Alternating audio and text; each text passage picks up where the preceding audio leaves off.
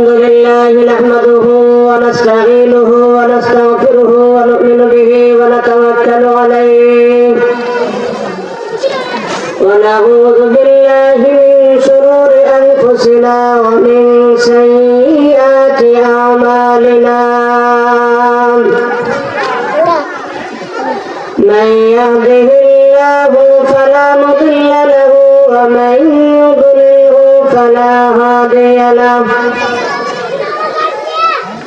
ونشهد أن لا إله إلا الله وحده لا شريك له ونشهد أن سيدنا وسندنا وحبيبنا ومولانا محمدا عبده ورسوله أرسل إلى الناس كافة بشيرا ونذيرا وداعيا إلى الله بإذنه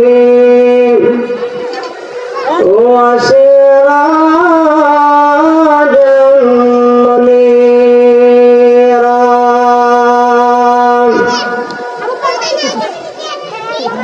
أما بعد فقد قال الله تعالى في كلام مجيد وفي فرقان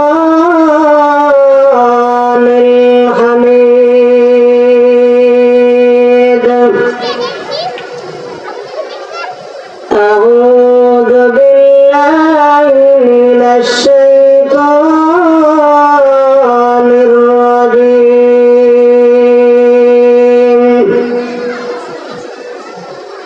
بسم الله الرحمن الرحيم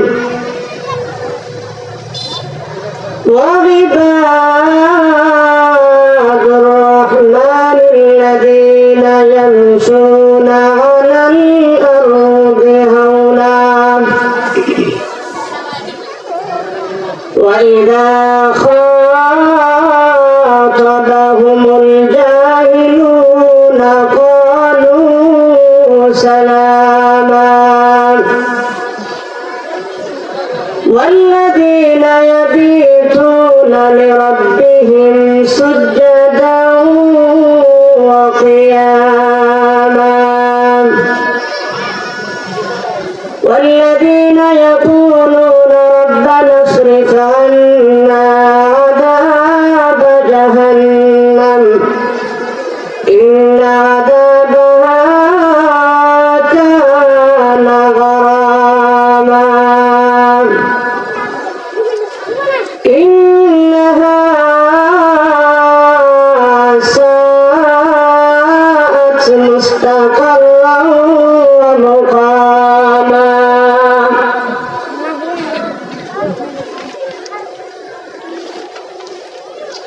والذين إذا أنفقوا لم يسرفوا ولم يقتروا وكان بين ذلك قواما والذين لا يدعون مع الله إلها آخر ولا يقتلون النفس التي حرم الله إلا بالحق ولا يزنون ومن يفعل ذلك يلقى أثاما يضاعف له العذاب يوم القيامة ويخلد فيه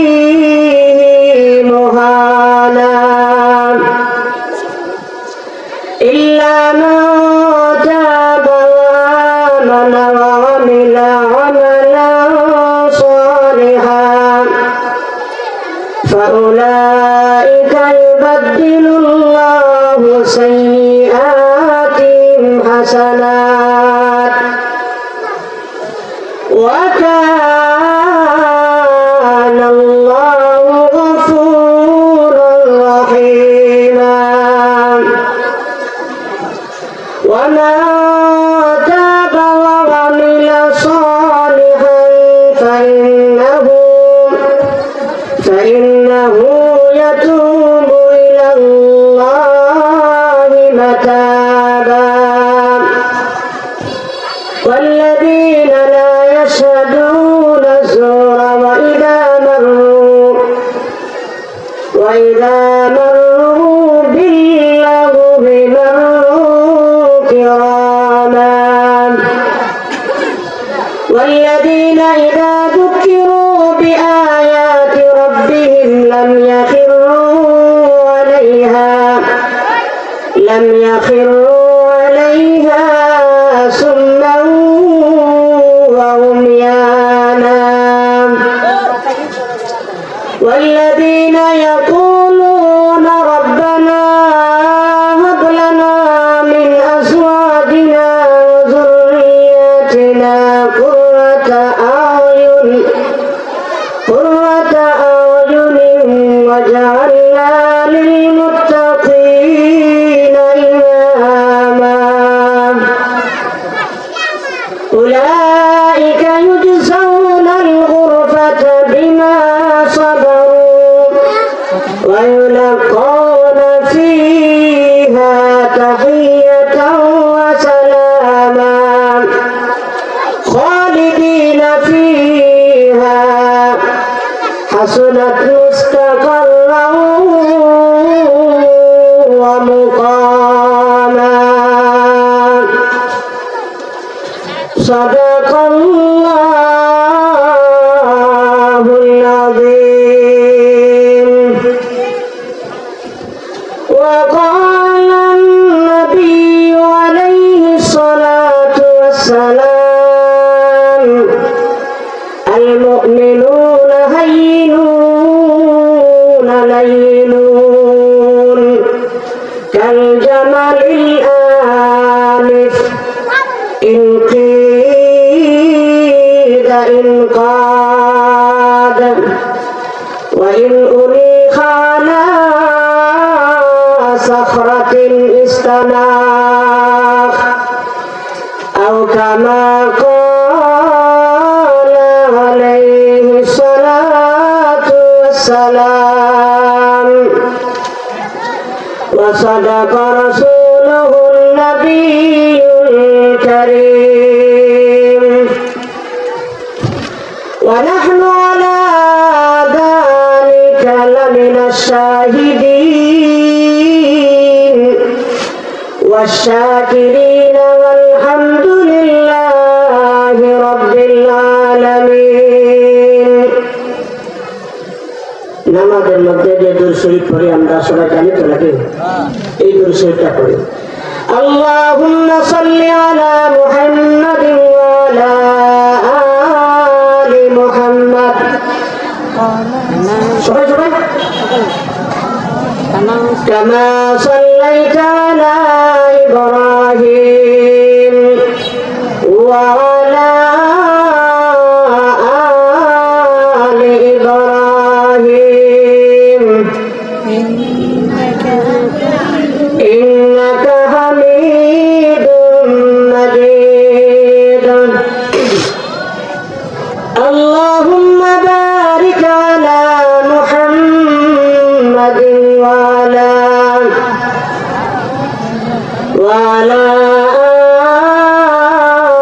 آل محمد كما باركت على إبراهيم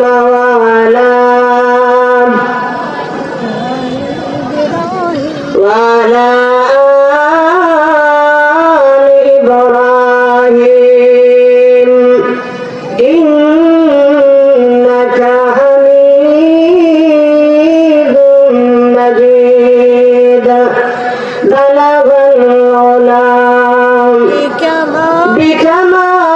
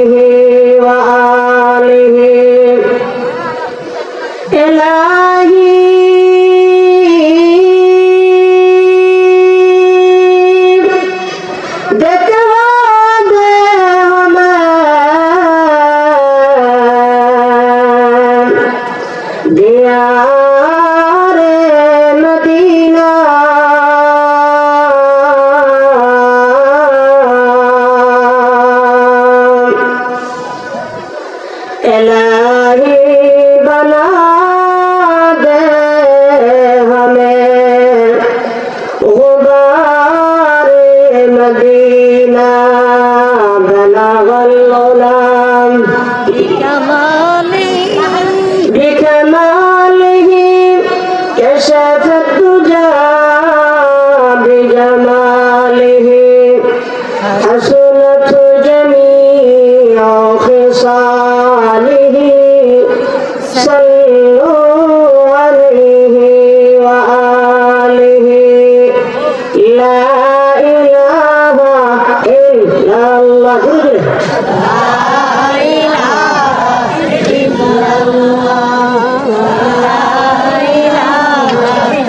অনেকে জবান বন্ধ করে বসে আছে। আল্লাহ আল্লাহর নামের জিকির করলে সব হয় না গুনাহ হয়? জবান করে মহব্বতে ইল্লা ইলাহা ইল্লাল্লাহ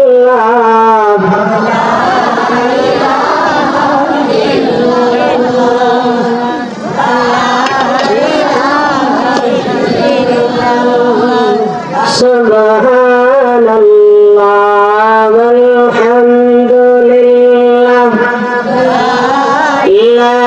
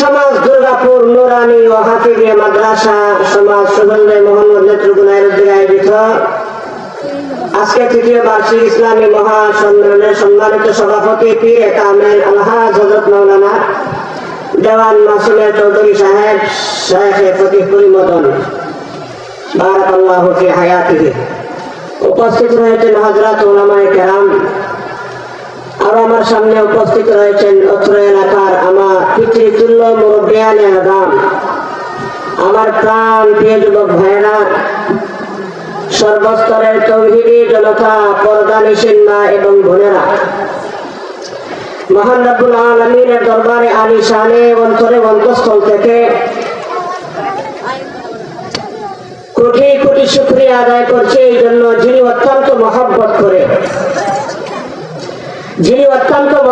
করে দয়া করে মায়া করে ভালোবেসে আজকে পর্যন্ত আমাদেরকে জীবিত রেখেছেন। ঠিক কিনা? আমরা জীবিত না মৃত? সন্দেহ আছে নাকি?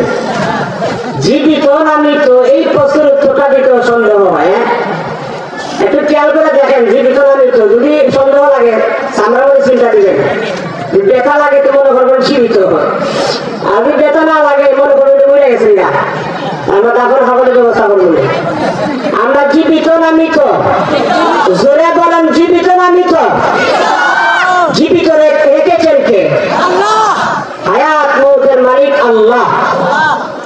একটু খেয়াল করে দেখেন, আমরা যে যে বয়সে এখানে আছি, আমাদের বয়সের কত মানুষ আজকে কবরের বাসিন্দা হয়ে গেছে।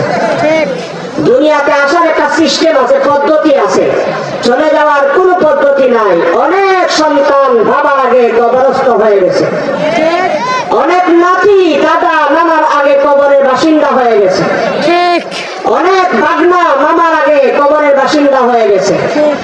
আল্লাহ তাআলা আপনাকে আমাকে দয়া করে মায়া করে মহব্বত করে আজকে পর্যন্ত জীবিত রেখে সুস্থ রেখে, সুস্থতার মালিককে আল্লাহ। মানুষ ইচ্ছা করলে কি সুস্থ থাকতে পারেনি ভাই? আল্লাহ যাকে সুস্থ রাখেন কেবল সেই সুস্থ থাকতে পারে। সুবহানাল্লাহ। আর সুস্থতা কত বড় নিয়ামত এটা উপলব্ধি করার জন্য হাসপাতালে যাইতে হবে। হাসপাতালে গেলে বোঝা যায় যে আল্লাহ এই সুস্থতার নিয়ামতের দাম কত। আমরা যারা এখানে আছি আল্লাহ আমাদের সবাইকে সুস্থ রাখছেন, ঠিক কিনা ভাই? তো জীবিত রাখছেন, সুস্থ রাখছেন, এরপরে দুনিয়ার সমস্ত ঝামেলা থেকে মুক্ত করে ফারেক করে অত্র এলাকার হাজার হাজার মানুষের মধ্য থেকে নির্বাচন করিয়া জান্নাতের বাগানের মধ্যে আসার বসার সুযোগ করে দিয়েছেন। আমরা যে এসেছি বসেছি এটা আমাদের গায়ের শক্তিতে, গায়ের জোরে না আল্লাহর দয়ায়? জোরে বলতে হবে, আল্লাহর দয়া। তো আল্লাহ দয়া করে আমাদেরকে বসার সুযোগ করে দিয়েছেন। একটু খেয়াল করে দেখেন, আপনার পাশের ঘরে লোক আসতে পারে না। ডানে বামে খেয়াল করে দেখেন, অনেক যারা বসা আছেন আমার সামনে, আপনার সামনের ঘরে, পিছনের ঘরে, ডানের ঘরে, বামের ঘরে লোক আসে না। তো আপনি এই মধ্যখান থেকে যে চলে আসলেন এই কোরআনের মাহফিলের মধ্যে, এটা আপনার গায়ের জুড়ে আসছেন না আল্লাহ দয়ায়? এটা কি আল্লাহ মহব্বত করছেন না আপনারে? এই শুকরিয়ার নিয়ামতের শুকরিয়া আদায় করা দরকার আছে না নাই? মহব্বতে বলেন, মহব্বতে, অন্তরে অন্তঃস্থল থেকে আবেগের সাথে মালিককে সন্তুষ্ট করার লক্ষ্যে উচ্চ আওয়াজে সবাই বলি আলহামদুলিল্লাহ। আমি আপনাদের সামনে আল্লাহর কালাম কোরআন থেকে বেশ কিছুটি আয়াত তেলাওয়াত করেছি, নবীজির হাদিস থেকে একখানা হাদিস পাঠ করেছি। জানি না কতটুকু কথা বলতে পারবো। বড় আফসোস, আমারই দুর্ভাগ্য। চেষ্টা করি কোরআন এবং হাদিস থেকে কিছু কথা বলার জন্য, কিন্তু সময় কুলাইতে পারি না। প্রতিদিনই রাত্রি মাহফিল করি আলহামদুলিল্লাহ। তো কোনো জায়গার মধ্যেই তৃপ্তি সহকারে আমার কথাগুলি কমপ্লিট করতে পারি না। কর্তৃপক্ষের পক্ষ থেকে সিগন্যাল দেওয়া হয় সংক্ষেপ করে, না বক্তাকে বসাই দিব। আর বক্তা বসায় কথা বলা এটা বেয়াদবি আমি মনে করি। এটা কথা আসে না। যখন আপনার পিছনে একজন বক্তা ওয়েটিং এ থাকবে, তাকে বসে রাখে 1 মিনিট কথা বলাও এটা বেইনসাফ। অনেক সময় দেখা যায় কথা মিল দিতে গিয়ে একটু রেশম হয়ে যায়, কিন্তু এরপরে এটা ঠিক না। তো আলহামদুলিল্লাহ, আল্লাহ আজকে পর্যন্ত জীবিত রেখে আপনাদের সামনে বসে কয়েকখানা আয়াত তেলাওয়াত করার সুযোগ করে দিয়েছেন। মালিকে জানেন কতটুকু কথা বলতে পারবো। তো চেষ্টা করি যতটুকুই বলা সম্ভব হয় আমরা শুরু করি, শেষ করার মালিক হচ্ছেন আল্লাহ, ঠিক কিনা ভাই? তো আমার তেলাওয়াত করা আয়াতগুলির মধ্যে রব্বে কারীম আল্লাহর খাস মহব্বতের বান্দাদের কিছু গুণাগুণ নিয়ে আলোচনা করেছে, যাদের জন্য আল্লাহ তাআলা জান্নাতকে প্রস্তুত করেছেন। এই দুনিয়ার সবাই আল্লাহর গোলাম। এই দুনিয়াতে যারা বসবাস করে, এই দুনিয়ার মানুষ সবাইকে আল্লাহই সৃষ্টি করছেন। হয়তো বা কেউ আল্লাহকে মানে, কেউ মানে না। আল্লাহকে রব বলে বিশ্বাস করে, অথবা কেউ বিশ্বাস করে না। মানুক বা না মানুক, বিশ্বাস করুক বা না করুক, সমস্ত মানুষের মালিককে আল্লাহ। এই দুনিয়ার সবাই আল্লাহর গোলাম, কিন্তু গোলামে গোলামে ব্যবধান আছে না নাই? সমস্ত গোলামই কি জান্নাতে যাবে? না। কিয়ামত যখন কায়েম হবে, আল্লাহ কোরআনের মধ্যে বলছেন, ইয়াউমা ইয়াতি লা তাকাল্লামু নাফসুন ইল্লা বিইذনিহি ফামিনহুম শাকিয়্যুন ওয়া সাঈদ।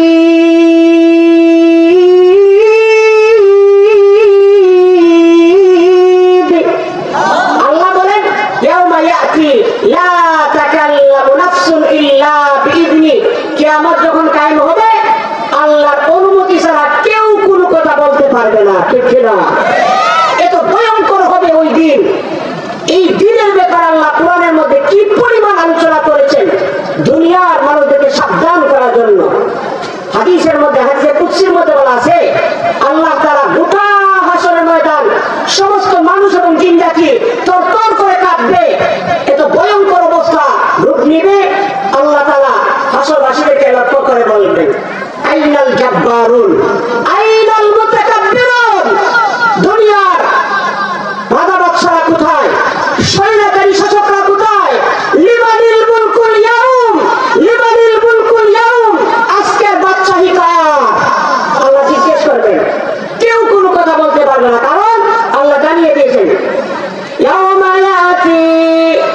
লা তাকাল্লামু নাফসুন ইল্লা বিইذনিহি, আল্লাহর অনুমতি ছাড়া কেউ কোনো কথা বলতে পারবে না। এটা ভয়ঙ্কর অবস্থা হবে, কোনো কথা জবাব আসবে না, আল্লাহ নিজেই জবাব দিয়ে বলবেন লিল্লাহিল ওয়াহিদিল কাহ্হার। আজকের দিনে বাদশাহী মহা পরাক্রমশালী আল্লাহ তাআলার জন্য। সুবহানাল্লাহ। ভাইরা আমার, তো বোঝা গেল আয়াতের মধ্যে আল্লাহ বলে দিয়েছেন কিয়ামতের দিন দুনিয়ার সমস্ত মানুষগুলি দুই দলে বিভক্ত হয়ে যাবে। কয় দলে? জোরে বলেন, কয় দলে? দুই দলে বিভক্ত হয়ে যাবে। একদল শাকিয়ুন আর একদল সাঈদুন। শাকিয়ুন মানে দুর্ভাগা, ভাগ্যহত, আর সাঈদুন মানে হইল সৌভাগ্যবান। একদল জান্নাতি আর একদল জাহান্নামী। একদলকে আল্লাহ ডান হাতে আমলনামা দিবেন, আর একদলের বাম হাতে আমলনামা আসবে। তো বোঝা গেল দুনিয়ার মধ্যে সমস্ত মানুষই আল্লাহর গোলাম, কিন্তু সমস্ত গোলাম, সব গোলাম জান্নাতে যাবে না। কিয়ামতের দিন দুই দলে বিভক্ত হয়ে যাবে। তো যারা ডানপন্থী, যারা জান্নাতি, আমার তেলাওয়াত করা আয়াতের মধ্যে রব্বে কারীম কিছু গুনাহগুনের বিবরণ দিয়েছেন। আল্লাহ তাআলা বুঝাইতে চান, বাবা রে তোমরা কথা বলিও না, শুধু শুধু বাচ্চা তো বুঝে না, কথা কাছে বললে সমস্যা হয়। আল্লাহ তাআলা আমার তেলাওয়াত করা আয়াতগুলির মধ্যে বলছেন যে কিয়ামতের দিন যেহেতু দুই দলে বিভক্ত হয়ে যাবে, একদল জান্নাতি আর একদল জাহান্নামী, একদলের আমলনামা ডান হাতে দেওয়া হবে আর একদলের আমলনামা বাম হাতে দেওয়া হবে। তো বোঝা গেল দুনিয়ার সমস্ত মানুষগুলি জান্নাতি হবে না, দুনিয়ার মানুষগুলির মধ্য থেকে একটা দল, একটা শ্রেণী জান্নাতি হবে। ঠিক কিনা না? কারা জান্নাতি হবে? কারা আল্লাহ তাআলার পক্ষ থেকে যে সাজানো এবং নিয়ামতপূর্ণ জান্নাতের মালিক কারা হবে, এদের পরিচয় দিয়ে আমার তেলাওয়াত করা আয়াতের মধ্যে আল্লাহ গুনাহগুনের বিবরণ দিয়েছেন। সুবহানাল্লাহ বলে। আমার তেলাওয়াত করা আয়াতগুলির মধ্যে রব্বে কারীম কিছু গুণের বিবরণ দিয়েছেন। এই গুণের বিবরণ দেওয়ার পরে শেষ দিকে আল্লাহ বলেছেন, বাবা বসো, বাবা কি করবেন, বসো, মাসালা করো। আল্লাহ তাআলা আমার তেলাওয়াত কৃত আয়াতগুলির মধ্যে তার প্রিয় বান্দাদের কিছু গুণাগুণের বিবরণ দিয়েছেন।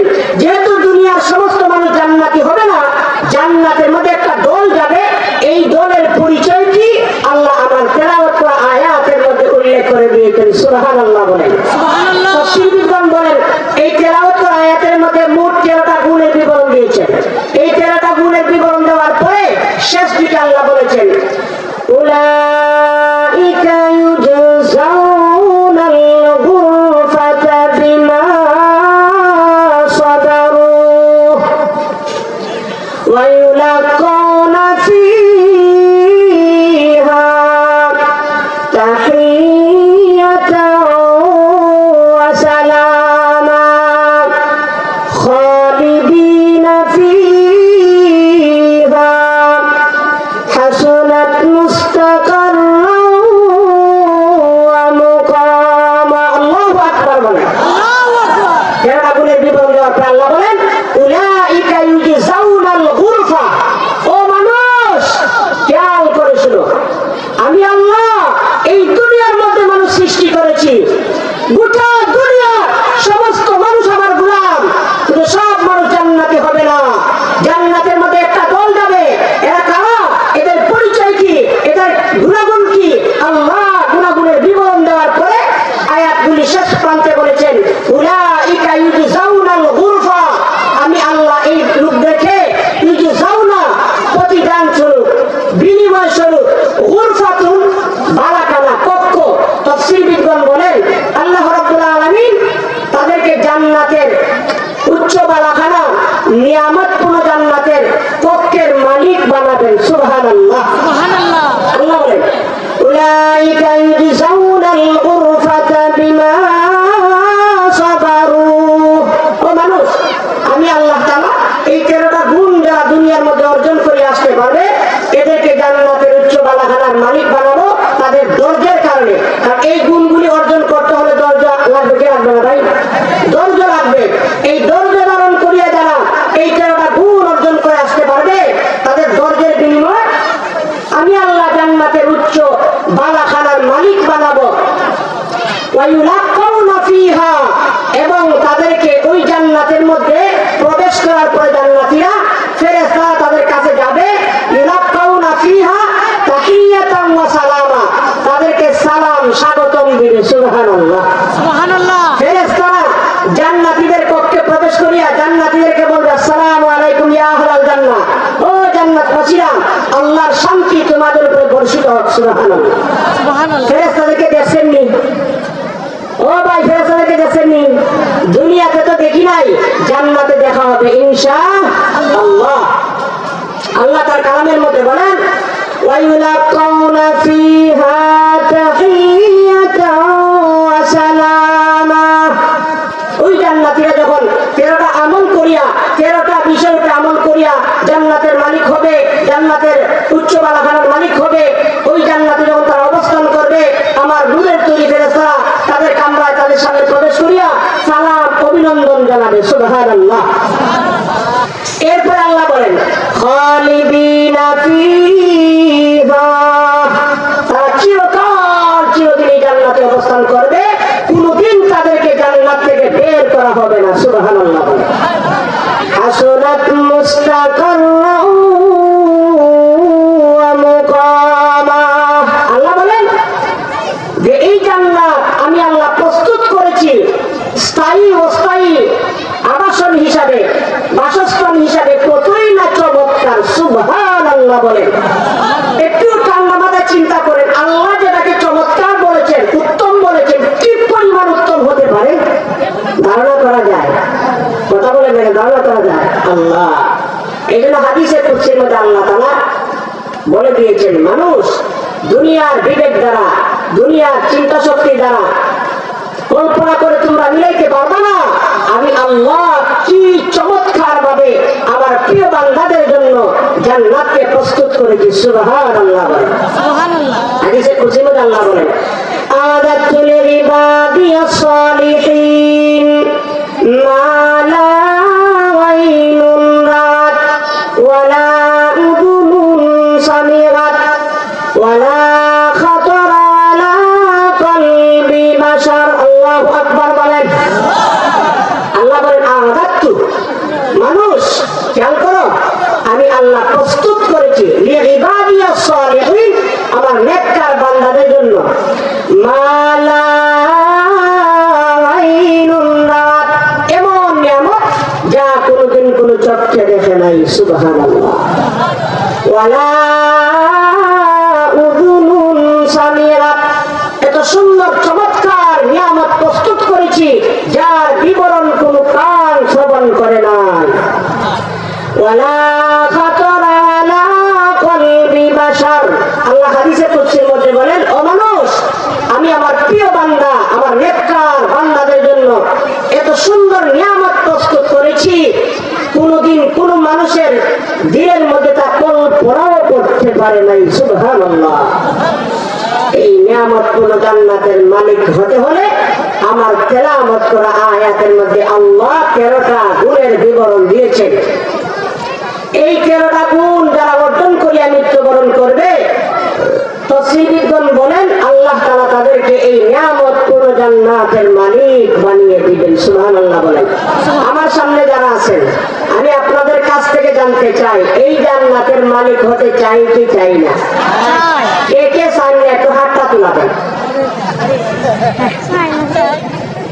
কেউ মুরব্বি টাকা ডলাটা করে দেন। হুজুরে লাভ দিলে চলবে না। এই জুসের সাথে হুশ ঠিক রাখতে হবে কিনা? জুসের সাথে হুশ ঠিক রাখতে হবে। বক্তার আলোচনা উল্লাপনা বুঝবেন, আর পরের দিন শাসনিয়া সমালোচনা করবেন, কি বলেনটা বলো বুঝলাম, খুব খেয়াল করেছিলেন। তো এই নিয়ামতপূর্ণ জান্নাতের মালিক হতে হলে আমার তেলাওয়াত করা আয়াতের মধ্যে আল্লাহ 13টা গুণের বিবরণ দিয়েছেন। কয়টা? এত জোরে বলেন কয়টা? 13টা গুণের বিবরণ দিয়েছেন। প্রথম গুণ হল আল্লাহ বলেন, ওয়াইবাদুর রহমান। রহমান হল আল্লাহর সিফতি না, রহমান আল্লাহর একটা সিফতি, গুণবাচক নাম।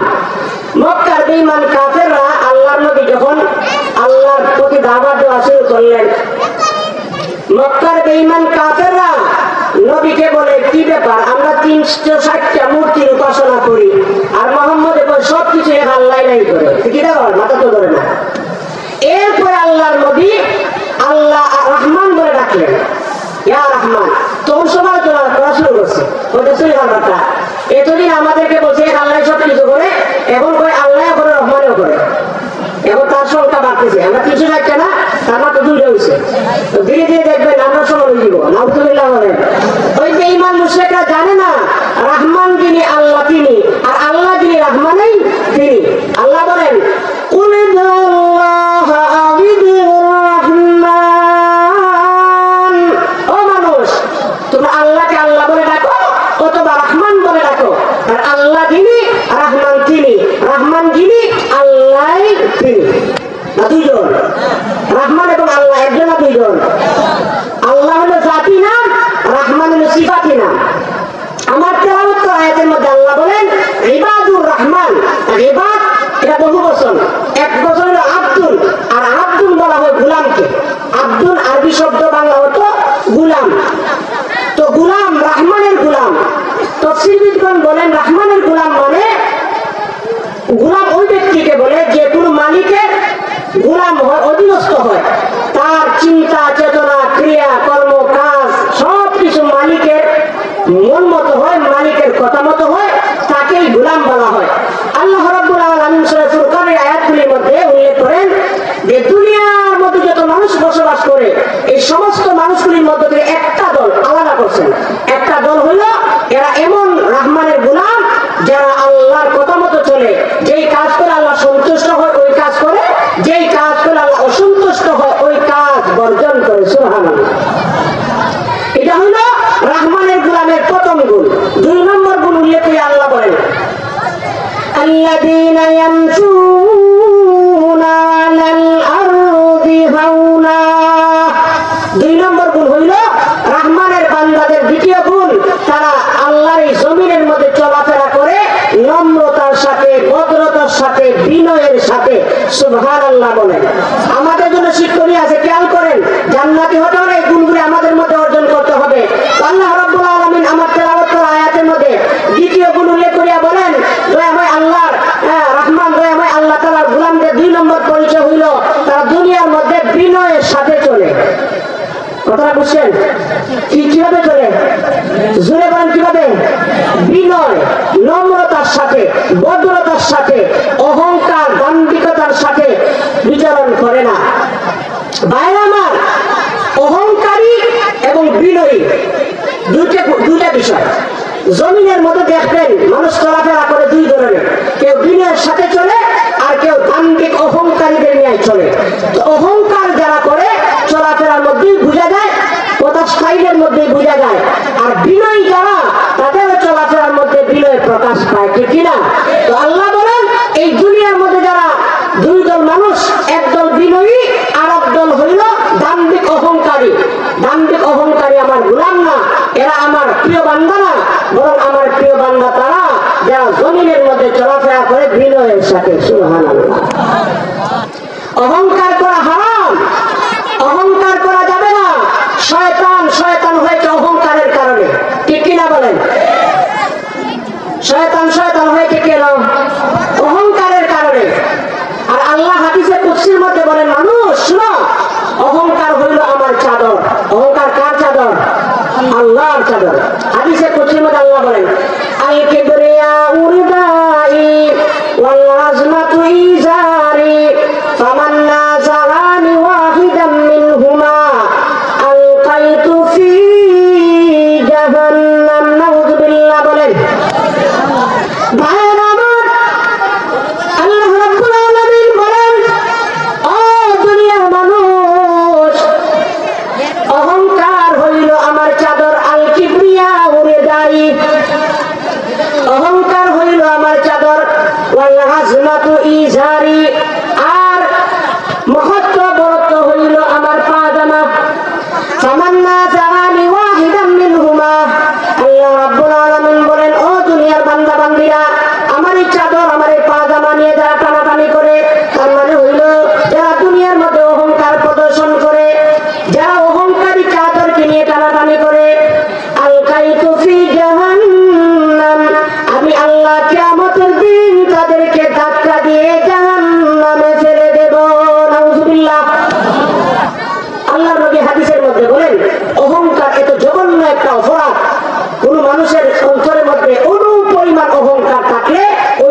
জান্নাতে প্রবেশ করতে পারবে না।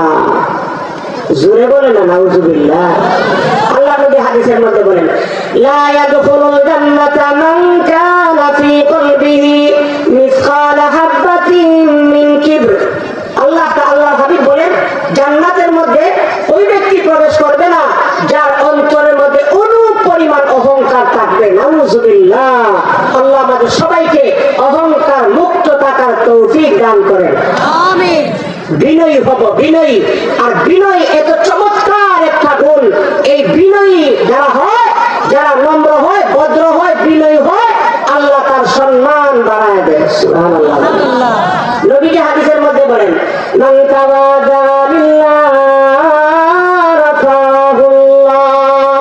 আল্লাহর নবী বলেন, ও আমার উম্মত, এই দুনিয়ার মধ্যে যারা বিনয়ী হবে আল্লাহর জন্য, যারা বিনয় প্রদর্শন করবে, নম্রতার সাথে চলাফেরা করবে, বিনয় হবে, আমি আল্লাহ তাদের সম্মান বাড়াইয়া দেব। সুবহানাল্লাহ। ভাইয়েরা আমার, লক্ষ্য করে দেখেন, বিনয়ী যারা হয়, বিনয়ের কারণে আল্লাহ কি পরিমাণ সম্মান বাড়াইয়া দেয়। হাদিসের কিতাবের মধ্যে একটা ঘটনার বিবরণ দেওয়া হয়েছে। জিবরিল আলাইহিস সালাতু ওয়াস সালাম এক সময় আল্লাহর নবীর কাছে বসা ছিলেন। কে?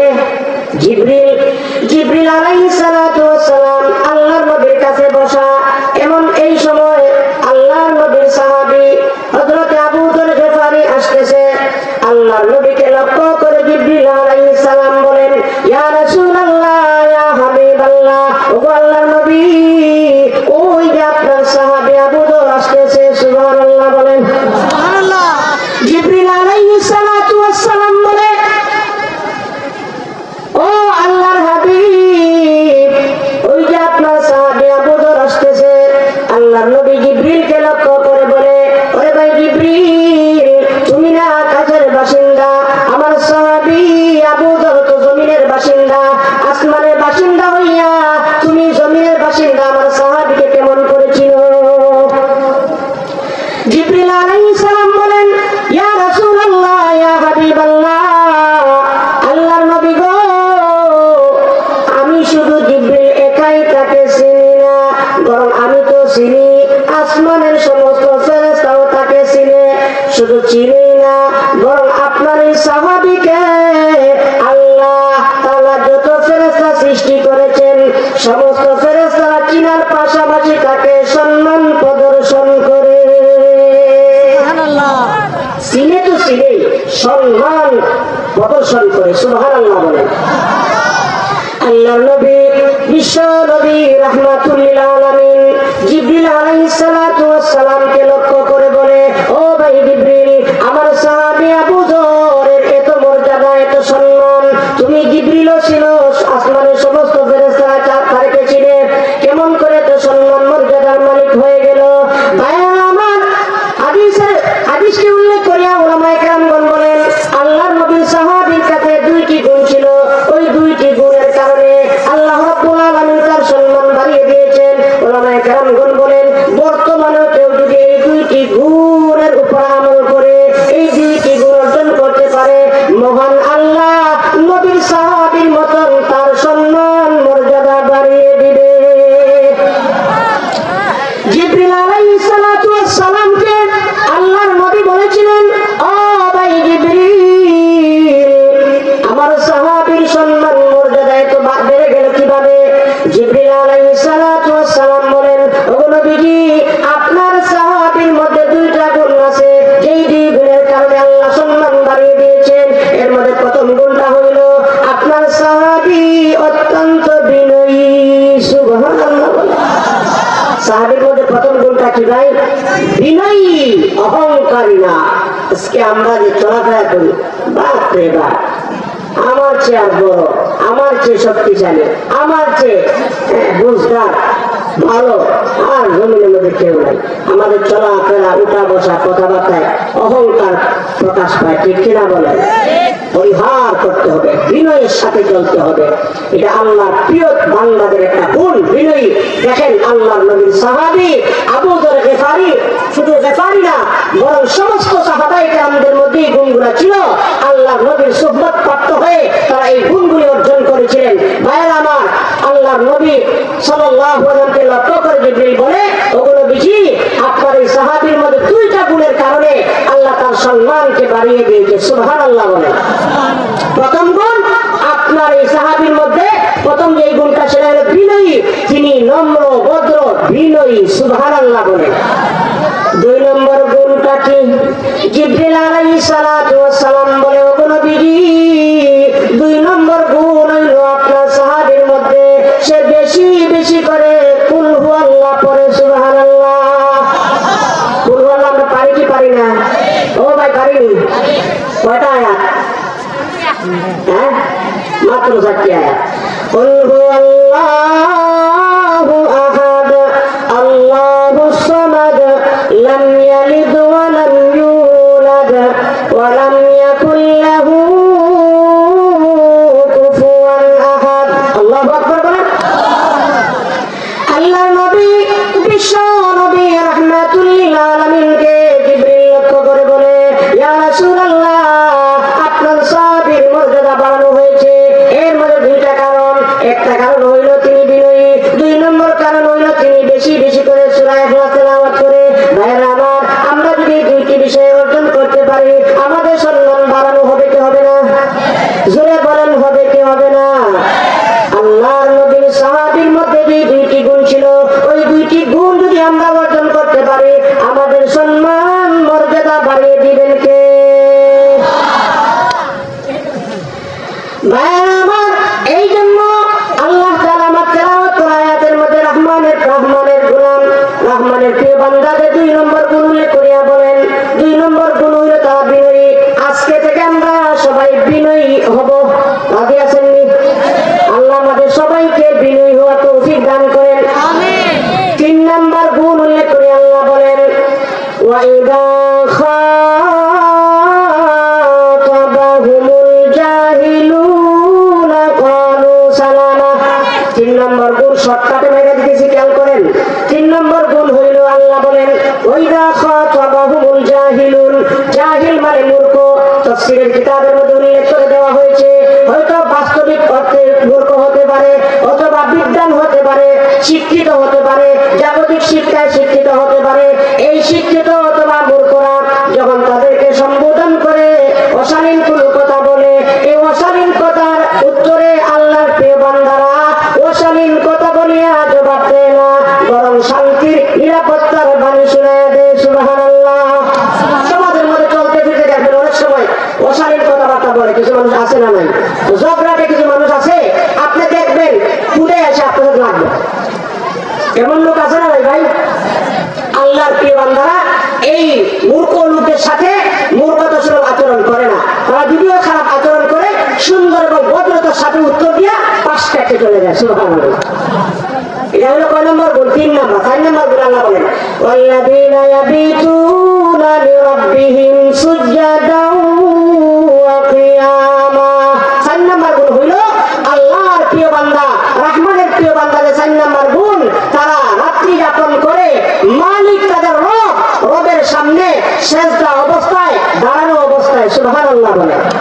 তার মানে তাফসীরের কিতাবের মধ্যে লেখছেন তারা তাহাজ্জুদের নামাজ পড়ে রাত্রের শেষ তৃতীয়াংশে দাঁড়াইয়া গোটা দুনিয়ার মানুষ ঘুমের মধ্যে লিপ্ত থাকে, কিন্তু আল্লাহর প্রিয় বান্দারা তাহাজ্জুদের নামাজে দাঁড়াইয়া গুনগুন আওয়াজে আল্লাহর কালাম কোরআন তেলাওয়াত করে কখনো দাঁড়ানো, কখনো রুকুতে, কখনো সিজদার মধ্যে যাইয়া আল্লাহর কুদরতি পায়ে সিজদা করে আল্লাহকে ডেকে ডেকে বলে, সুবহানা রাব্বিয়াল আলা, সুবহানা রাব্বিয়াল আলা, সুবহানা রাব্বিয়াল আলা। আল্লাহু আকবার বলেন।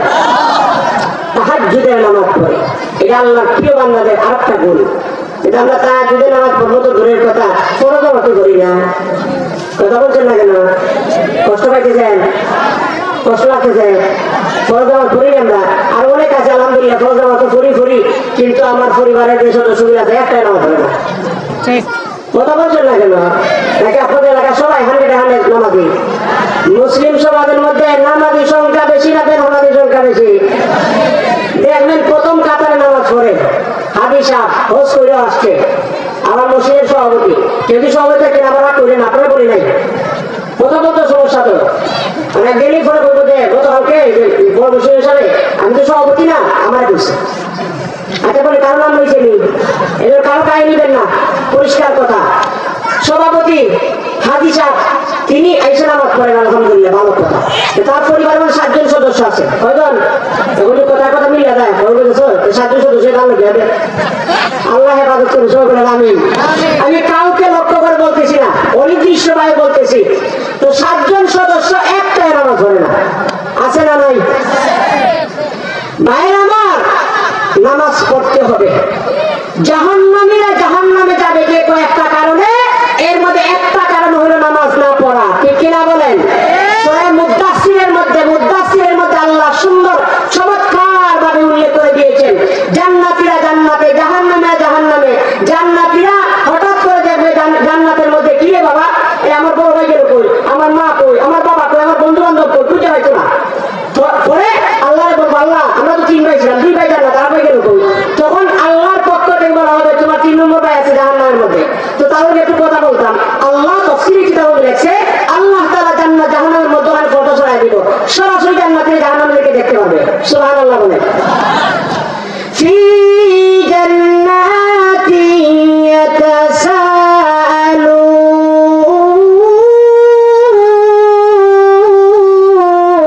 ইয়াতাসাআলুন আনিল মুজরিমিনা মা সালাকাকুম ফি সাকার। আল্লাহ রাব্বুল আলামিন বলেন, ও দুনিয়ার বান্দা বান্দীরা, কিয়ামতের দিন জান্নাতীরা জান্নাতে, জাহান্নামে জাহান্নামে যাওয়ার পরে জান্নাতীরা জান্নাতের মধ্যে আত্মীয়-স্বজনকে তালাশ করবে, বন্ধু বান্ধবদেরকে তালাশ করবে, পরিচিত লোকদেরকে তালাশ করিয়ে যখন পাইবে না, আল্লাহকে ডেকে ডেকে বলবে, প্রভু হে, আমরা তো দুনিয়ার মধ্যে 3 ভাই ছিলাম, 2 ভাই জান্নাতে, আর ভাই কোথায় গেল? আল্লাহ রাব্বুল আলামিন তখন বলবেন, তোমার 3 নম্বর ভাই জাহান্নামে চলে গেছে। আল্লাহ রাব্বুল আলামিন দেখানোর জন্য ফটো উড়াইয়া দিবেন, জান্নাতীরা জাহান্নামীদেরকে দেখবে, দেখার পরে জান্নাতীরা জাহান্নামীদেরকে লক্ষ্য করে বলবে, মা সালাকাকুম ফি সাকার। আল্লাহু আকবার বলেন। ভাইরা আমার, আল্লাহ রাব্বুল আলামিন বলেন, ওই জান্নাতীরা জান্নাতের মধ্যে থেকে জাহান্নামীদেরকে সম্বোধন করে বলবে, ও ছোট ভাই, ও মামা, ও দাদা, ও নানা, হাজি সাহেব, আপনি হোস করছেন, কি কারণে আপনি জাহান্নামে গেলেন? 7টা কারণ বলবে। কয়টা? জান্নাতীরা বললেন, মা সালাকাকুম ফি সাকার। ও তাহলে আপনি নামাজ পড়ছিলেন, মসজিদ কমিটির সভাপতি, জাহান্নামে কেন? তখন 7টা কারণ বলবে। প্রথমটা হইল লাম নাকু মিনাল মুসাল্লিন। তাহলে জাহান্নামে কেন যাবে? নামাজ পড়ছি না। নাউযুবিল্লাহ বলেন। কি বলবে? কি বলবে? আল্লাহ কোরআনের মধ্যে বলছেন, হাদিস থেকে বলছিলেন না, সরাসরি আল্লাহর আয়াত। আল্লাহ বলেন, ক্বালু লাম নাকু মিনাল মুসাল্লিন।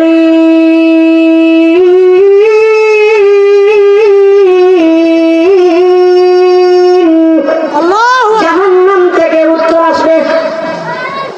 ওই জান্নাতীরা যখন জান্নাতের মধ্যে তাদের পরিচিত লোকদেরকে পাবে না, জান্নাতের মধ্যে পূজা পুজি করার পরে তারা পাবে না, তালুইরে পাইতেছে না, মা বাবার পাইতেছে না, স্বামী স্ত্রীকে পাইতেছে না, তখন পূজা পুজি করার পর আল্লাহকে বলবে, আল্লাহ দুনিয়ার মধ্যে অনেক মহব্বত ছিল, ভালোবাসা ছিল, দেখলে বাঁচতাম না, দেখলে মরতাম, এত ভালোবাসার লোকগুলি জান্নাতের মধ্যে পূজা পুজি করে পাচ্ছি না, আল্লাহ গো এরা কোথায় গেল? আল্লাহর পক্ষ থেকে তখন জবাব আসবে, তোমার স্বামী, স্ত্রীকে বলা হবে তোমার স্বামী, অথবা স্বামীকে বলা হবে তোমার স্ত্রী জাহান্নামে লক্ষ্য করে যখন জাহান্নামের আগুনে শাস্তি ভোগ করতেছে, তো ওই জান্নাতি স্বামী জাহান্নামীকে লক্ষ্য করে বলবে, কি কারণে তোমরা জাহান্নামী হয়েছো? আল্লাহ রাব্বুল আলামিন বলেন, ওই জাহান্নাম থেকে উত্তর আসবে, ক্বালু, ওই জাহান্নামীরা বলবে, লাম নাকু মিনাল মুসাল্লিন, আমরা নামাজ পড়তাম না। নাউযুবিল্লাহ বলেন। তাহলে আল্লাহর আয়াতে কি প্রতীয়মান হইল? নামাজ না পড়া জান্নাতের কাজ না জাহান্নামের কাজ? জোরে বলেন, জান্নাতে না জাহান্নামী? জান্নাতে যেতে চাই, শুরুতে আমরা বলছেন আপনারা জান্নাতে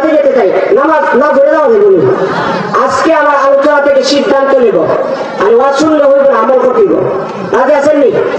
এই যে মাহফিল, এত আয়োজন, এত কিছু, এত কথাবার্তা, যদি আমলের নিয়ত না থাকে আর অবস্থা পরিবর্তন করার নিয়ত না থাকে, তাহলে এই মাহফিল, এই বয়ান, এই আলোচনার কোন দুই টাকার দাম নাই। কথা বলে ঠিক না? এই জন্য আজকে একটা সিদ্ধান্ত নিব। রাজি আছেননি? একমত? অতীতে যারা নামাজ পড়ি নাই, এখানে বৈশা তওবা করেন, মনে মনে আল্লাহকে ডেকে ডেকে বলেন, আল্লাহ এই মাহফিলে এখন বসা আছি, জীবনে যত নামাজ ছেড়েছি আর ছাড়বো না। রাজি আছেননি? যত নামাজ ছেড়ে ভুল করেছি, অপরাধ করেছি, আল্লাহ দয়া করে মাফ করিয়া দাও। আর প্রতিজ্ঞাবদ্ধ হইলাম, ওয়াদা দিলাম, যতদিন দুনিয়ার মধ্যে বাঁচবো নামাজ ছাড়বো না। রাজি আছেন?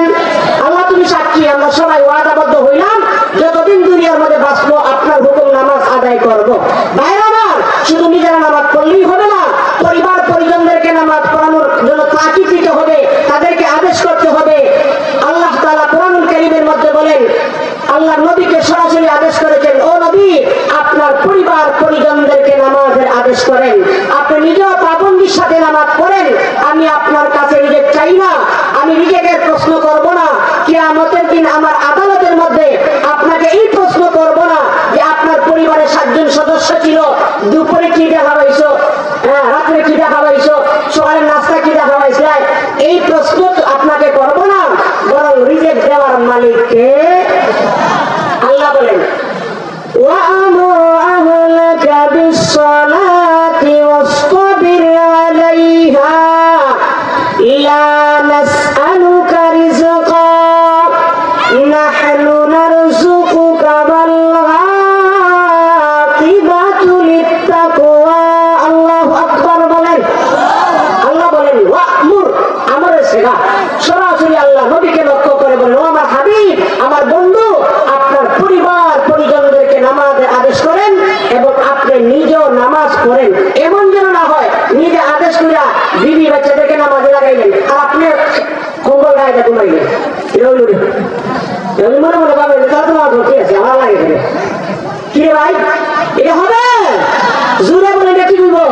আল্লাহ নিজে বলতেছেন, ওয়া'মুর আহলাকা বিস-সালাতি ওয়াসতাবির আলাইহা, ও নবী আপনার পরিবার পরিজনদেরকে নামাজের আদেশ করেন, ওয়াসতাবির আলাইহা আপনি নিজেও নামাজ পড়েন। দেখেন নবী হওয়ার পরও আল্লাহ আদেশ করছেন নিজেও নামাজ পড়েন। লা নাসআলুকা রিজকা, আমি আল্লাহ আপনার কাছে রিজিকের ব্যাপারে প্রশ্ন করব না। পরিবার পরিজনদেরকে কি খাওয়াইছেন, কি পড়াইছেন, স্নো পাউডার এগুলো ঠিক মতো দিচ্ছেন কিনা, এটা আমি জিজ্ঞেস করবো না। কারণ নাহনু নারযুকুকা, আপনি ইচ্ছা করলেই পরিবার সদস্যদেরকে ভালো খাবার খাওয়াইতে পারবেন না, কারণ খাবার দেওয়ার মালিক হচ্ছে কে? এটা আওয়াজ দেওয়া বলেন কে? আল্লাহ যা বরাদ্দ রাখছেন তাই খাবে, এর চেয়ে বাহিরে খাওয়া যাবে না। ঠিক কিনা ভাই? দুপুরে আপনি পাকশাক করছেন খাওয়ার জন্য, যদি আল্লাহর পক্ষ থেকে ফায়সালা তাকে খাইতে পারবেন, আর যদি আল্লাহর পক্ষ থেকে ফায়সালা না হয় তাহলে খাইতে পারবেন না। পাক করা খাবার রেখে পলায়ন করতে হবে। কথা বললে দেখি আপনারা কোন দিকে মাসিক খেয়াল করছেন? বুঝলে বুঝাতে না হইতে ও তোটা পুল্লে বলা হইতো না। কথা বলেন না কেন? ঠিক না? আল্লাহর পক্ষ থেকে যদি রিজেক্ট ফায়সালা না থাকে, যতই পাক করেন খাইতে পারবেন না। এই জন্য আল্লাহ বলে দিয়েছেন নবীকে, ও নবী রিজেক্ট দেওয়ার মালিক তো আমি আল্লাহ। আপনার পরিবার পরিজনদেরকে কি খাওয়াইছেন, কি পড়াইছেন? আমাদের প্রধান অতিথি আইসা করছে কাছাকাছি, 10 মিনিট লাগবো। সবাই বলি মারহাবা, সবাই বলি আলহামদুলিল্লাহ। আজকের মাহফিলের প্রধান অতিথি চলে আসছেন। আপনার খুশি না ভাই? অনেক মাহফিলের মধ্যে জায়গা দিয়ে প্রধান অতিথি নাই, পরে আমাদের টেনে নেওয়া লাগে। আজকে ইনশাআল্লাহ এটা বলবো না, আপনার প্রধান অতিথি আলোচনা শুনে যাবেন ইনশাআল্লাহ। তো বলছিলাম আল্লাহর পক্ষ থেকে যা বরাদ্দ তাই খাবেন, এর বাহিরে একটা আনাও খাওয়ার সুযোগ নাই। সুতরাং আমরা নিজেরাও নামাজ পড়বো, পরিবার পরিজনদেরকে নামাজের আদেশ করব। আল্লাহ আমাদেরকে আমল করার তৌফিক দান করে। জোরে বলেন আল্লাহুম্মা আমিন। তো 5 ওয়াক্ত নামাজ পড়ার পাশাপাশি তাহাজ্জুদের নামাজ পড়তে হবে। আল্লাহ ওয়ালাদের দলভুক্ত হতে হলে, আল্লাহর প্রিয় বান্দাদের দলভুক্ত হতে হলে আমাদেরকে ওই গুণটা অর্জন করতে হবে। আল্লাহ এই জন্য বলেন,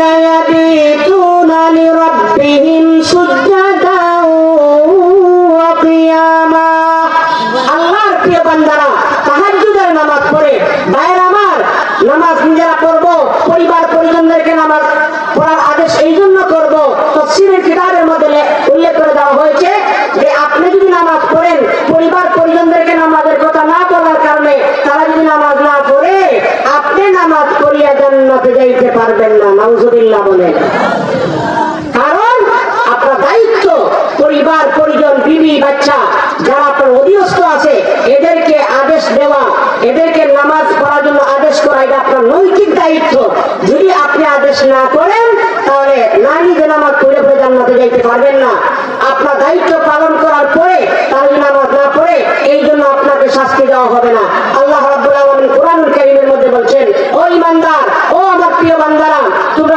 নিজেরাও জাহান্নামের আগুন থেকে বাঁচো এবং পরিবার পরিজনদেরকে জাহান্নামের আগুন থেকে বাঁচাও ঠিক কিনা ভাই আল্লাহ বলেন ইয়া আইয়ুহাল্লাযীনা আমানু কু আনফুসাকুম ওয়া আহলিকুম নারা وقودها الناس والحجارة عليها ملائكة غلاظ شداد لا يعصون الله ما أمرهم ويفعلون ما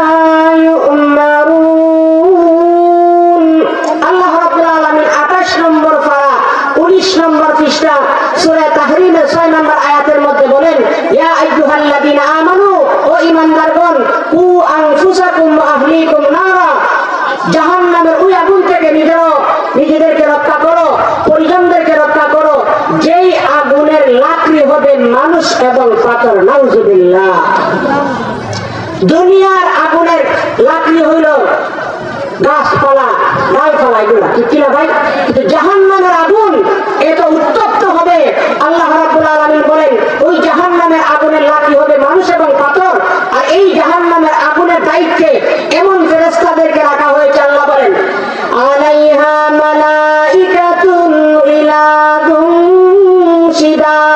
গিলাদুন শিদাদুন দুইটা কোয়ালিটি উল্লেখ করেছেন জাহান্নামের দায়িত্বরত ফেরেশতাদের গিলাদ শিদাদ এই দুইটা শব্দের অর্থ হলো পাষাণ এবং নির্দয় আল্লাহ সৃষ্টিগত ভাবে এদেরকে দয়া মায়া দেন নাই কারণ দেখবেন আপনারা দুনিয়ার মধ্যে যত পাষাণ মানুষই হোক না কেন যখন সে চোখের পানি দেখে তার সামনে কোনো মানুষ ক্রন্দন করে চোখের পানি ফেলে তখন তার যত পাষাণই হোক তার অন্তরের মধ্যে দয়া মায়া এসে দেয় ঠিক কিনা ভাই কিন্তু আল্লাহ রাব্বুল আলামিন জান্নাতে দায়িত্বপ্রাপ্ত ফেরেশতাদেরকে এই দয়া মায়া দেন নাই সৃষ্টিগতভাবে পাষাণ নির্দয় নির্মম করে বানাইছেন কারণ এদের সামনে জাহান্নামীরা কাঁদবে চিৎকার করে কাঁদবে চোখের পানি শেষ হবে রক্ত প্রবাহিত হবে চিৎকার করলেও কোনো কাজ হবে না কারণ এই ফেরেশতাদের অন্তরের মধ্যে দয়া মায়া বলতে নাই নাউজুবিল্লাহ ভাইরা আমার ওই আগুন থেকে নিজেরাও মুক্তি পাওয়ার দরকার পরিজনদেরকে মুক্তি রাখার দরকার আছে না নাই আল্লাহ বলেন এই জন্য খলিফাতুল মুসলিমিন ফারুক আযম রাদিয়াল্লাহু তাআলা আয়াতের তাফসীরের মধ্যে একটা ব্যাখ্যা উল্লেখ করা হয়েছে তিনি নবীজিকে লক্ষ্য করে বলেছেন ও নবীজি আমরা নিজেরা নিজেদেরকে জাহান্নামের আগুন থেকে বাঁচাইবো তো বুঝলাম আল্লাহর হুকুম মানবো নবীর সুন্নাত তরিকায় চলবো নামাজ পড়বো রোজা রাখবো হজ করবো যাকাত দিব এগুলোর মাধ্যমে আমরা জাহান্নামের আগুন থেকে নিজেরা রক্ষা পাবো কিন্তু পরিজনদেরকে পরিবারের সদস্যদেরকে আমরা কিভাবে জাহান্নামের আগুন থেকে বাঁচাবো জানা বোঝার দরকার আছে না নাই আল্লাহর নবী বিশ্ব নবী রাহমাতুল লিল আলামিন খলিফাতুল মুসলিমিন ফারুক আযম রাদিয়াল্লাহু তাআলা আনহুকে লক্ষ্য করে বলেন ও জাহান্নামের আগুন থেকে তোমরা নিজেরা আল্লাহর হুকুম মেনে নবীর সুন্নাত তরিকায় চলিয়ে জাহান্নামের আগুন থেকে নিজেদেরকে রক্ষা করবে পাশাপাশি তোমরা পরিবার পরিজনদেরকে আল্লাহর হুকুম মানা নবীর সুন্নাত তরিকায় চলার জন্য আদেশ করবে বাধ্য করার মাধ্যমে তাদেরকে জাহান্নামের আগুন থেকে রক্ষা করার চেষ্টা করবে সুবহানাল্লাহ এই জন্য আজকের আলোচনা থেকে সিদ্ধান্ত নামাজ জীবনে ছাড়বো না রাজি আছেন আজকে গতকালকে বেশ কয়েকদিন এই তো পরিমাণ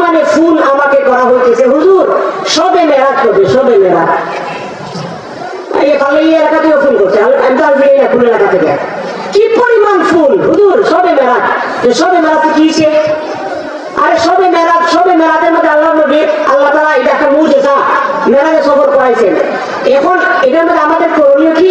আমরা কি মেরাজ করতে পারবো? কথা বলছেন না কেন? মেরাজ করতে পারবেন? পারলে মেরাজ করলেন। নবীকে আল্লাহ তাআলা মেরাজে সফর করাইছেন, করণীয় কি? বলে পারলে মেরাজ করলেন। ভাবুন কোনো মানুষ, কথা বলছেন না কেন? সবে মেরাজকে লক্ষ্য করে প্রশ্ন করে হুজুর নামাজ কয় রাকাত আর রোজা কয় রাকাত? ফরজ রোজার খবর নাই, নফল টানাটানি।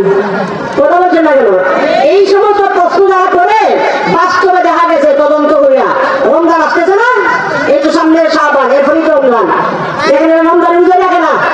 আর নফল কোন জায়গা কয়টা নফল রোজা আর কয় রাত নফল নামাজ? ফরজ নামাজ হয়, নফল নামাজ হয়ে জানা করে দিবা, ও তো সুজা। সবে মেরাজের মাসলা খেয়াল করেন, পরিষ্কার মাসআলা। সবে মেরাজের ব্যাপার, সবে মেরাজকে লক্ষ্য করে কোনো নামাজও নাই, রোজাও নাই। ক্লিয়ার? পরিষ্কার বুঝে আসছে? আপনারা সত্য কথাটা মানার চেষ্টা করেন, বুঝার চেষ্টা করেন। তার দিন মানলেই চলবে না, নামাজ পড়েও জাহান্নামে যাবে। কথা বলছেন না কেন? নামাজ পড়া ভালো কাজ না খারাপ কাজ? জোরে বলেন, ভালো না খারাপ? ভালো কাজ। জাহান্নামে যাবে কেন? আল্লাহ নবী বলছেন, আমি বলি নাই। মান সাল্লা ইউরাইন ফাকাদ আশরাক আও কামা ক্বালান নাবিয়্যু আলাইহি সালাতু ওয়াসসালাম। আল্লাহু আকবার। আল্লাহর নবী বিশ্ব নবী রাহমাতুল লিল আলামিন বলেন, ও আমার উম্মত, এই দুনিয়ার মধ্যে যারা মানুষকে দেখানোর জন্য নামাজ পড়ে, নামাজ পড়া ভালো না খারাপ? জোরে বলেন, ভালো না খারাপ? ভালো কাজটা করলো কিন্তু উদ্দেশ্য ভালো না, কাজটা ভালো, নিয়ত ভালো না। মানুষ দেখে আমাকে নামাজি বলবে, মানুষ আমাকে দিনদার বলবে, মানুষকে দেখানোর জন্য নামাজ পড়া যাবে নি। জোরে বলেন, যাবে নি? আল্লাহর নবী বলেন, মান সাল্লা ইউরাইন ফাকাদ আশরাক। ও আমার উম্মত, যারা মানুষকে দেখানোর জন্য নামাজ পড়ে, ফাকাদ আশরাক, সে শিরিক করলো। আর মুশরিকদের জন্য জান্নাতকে আল্লাহ হারাম করে দেন, তার ঠিকানা হইল জাহান্নাম। নাউযুবিল্লাহ। এই জন্য আমরা ভালো কাজগুলি সহি নিয়তে এবং আল্লাহকে সন্তুষ্ট করার জন্য করব। আজকে দেখেন, আমরা নিজেরা নামাজ পড়ি, আমাদের পরিবার পরিজনদেরকে নামাজের কথা বলি না, অথচ আমাদের পরিজনদেরকে কল্যাণে চিন্তা করি, সন্তানদের কল্যাণে চিন্তা করি, দুনিয়ার উন্নতির চিন্তা করি, অথচ ফ্যামিলির একটা সদস্য পাওয়া যায় না এই চিন্তাটা করে না যে আজকে আমার ছেলে যদি এই মুহূর্তে মারা যায়, তাহলে কবরের মধ্যে রাখার পরে তার অবস্থাটা কেমন হবে? তিনটা প্রশ্ন করবে, এই তিন প্রশ্নের উত্তর আমার সন্তান দিতে পারবে কি পারবে না, এই চিন্তা করে পরিবারের সদস্য, পরিবারের প্রধান খুঁজে পাওয়া মুশকিল, ঠিক কিনা? আরে ভাই, দুনিয়ার মধ্যে আপনার সন্তান কি খাবে, কি পড়বে, তার উন্নতি, তার অগ্রগতি, এগুলো আল্লাহর পক্ষ থেকে ফয়সালা করে দেওয়া হয়েছে। বাকি আপনি পরিবারের প্রধান, আপনার দায়িত্ব তাকে দিনদার বানানো। তাকে যদি আমরা হাফেজে কোরআন বানায় যান, তাকেও জাহান্নামের আগুন থেকে আপনারা বাঁচাইলেন, এর পাশাপাশি আপনিও বেঁচে গেলেন, ঠিক কিনা? আজকে আমাদের সন্তানদের উন্নতির চিন্তা করি, মাদ্রাসা মক্তবে ভর্তি করতে চাই না, কেন জানেন? ও মাদ্রাসায় পড়ে হাফেজ হইব, আলেম হইব, মসজিদ ইমামতি করবো আর মুয়াজ্জিন করবো, আযান দিবা খাইব। এই কি খাইব, আমার কি খাওয়াইব? আর বেতন বছর জানেনি একটা 5,000 3,000, এখন কিছু জায়গার মধ্যে খাওয়া যায় 8,000 10,000। মাশাআল্লাহ, আল্লাহ দয়া করছে। তো পরিবারের প্রধান চিন্তা করে আমার সন্তানকে হাফেজ বানাইলে কি হইব? কি হইব? হাফেজ সে তো মুসলিম মুয়াজ্জিন করবো না, ইমামতি করবো। ইমাম সাহেবদের বেতন সর্বোচ্চ কত আছে বাংলাদেশে? দেখেন তো হিসাব লাগে। আমাদের মোহাম্মদ হিসাবটাই করেন, মোহাম্মদের সর্বোচ্চ আপনারা মর্যাদা ধারণা করেন, কেন্দ্রীয় মসজিদ, বড় মসজিদ, ঠিক কিনা? এই মসজিদের বেতন কত জানেন আপনারা? এই মসজিদে কত বেতন দেওয়া হয় আমি জানি না, কথা বলে দিই আপনারা। তো চিন্তা করে যে আমার ছেলেকে হাফেজ বানালে কি হবে, বলে ইমামতি করবে, কয় টাকা বেতন পাইব? তার উন্নতির চিন্তা করে তাকে আপনি ইংলিশ মিডিয়ামে পড়াইয়া ডাক্তার বানাইতে চায়, ইঞ্জিনিয়ার বানাইতে চায়।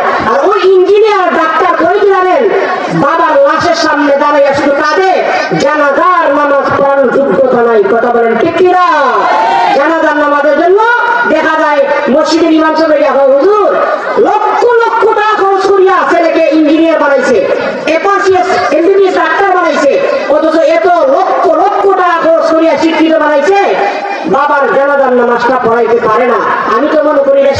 এটা মূর্খ, কথা বলেন।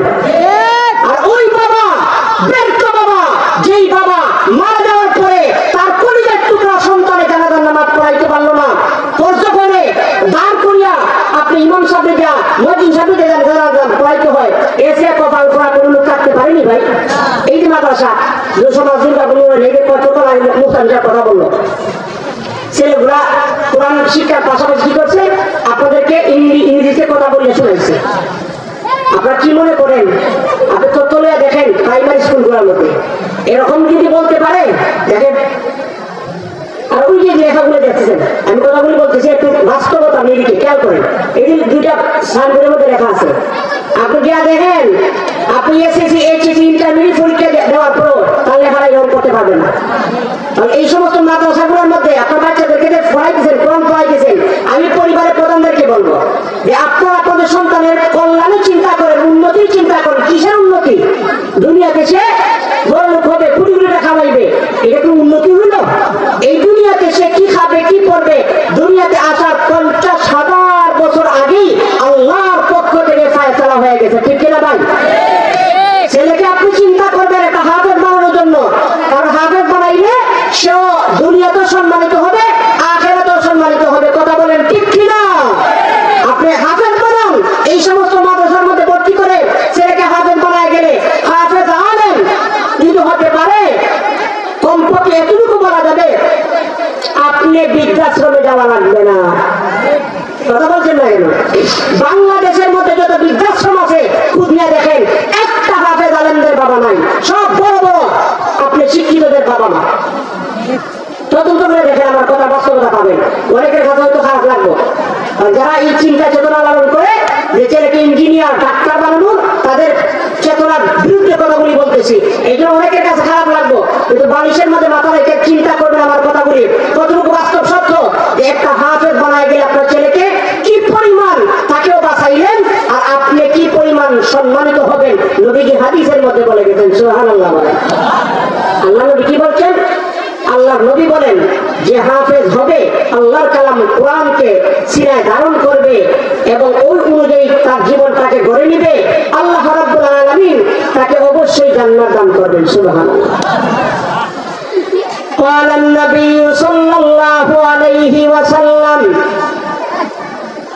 من قرأ القرآن فاستظهره فأحل حلاله وحرم حرامه أدخله الله الجنة وشفاه في عشرة من أهل بيته كلهم قد وجبت لهم النار أو كما قال عليه الصلاة والسلام। الله أكبر বলেন। আমি যে আরবিতে বলছি না নবীর কথা, নবীজি সাল্লাল্লাহু আলাইহি ওয়াসাল্লাম তার পবিত্র জবান দ্বারা যেই শব্দগুলি উচ্চারণ করেছেন, হুবহু এই শব্দগুলি আমি আপনাদেরকে শোনাইছি।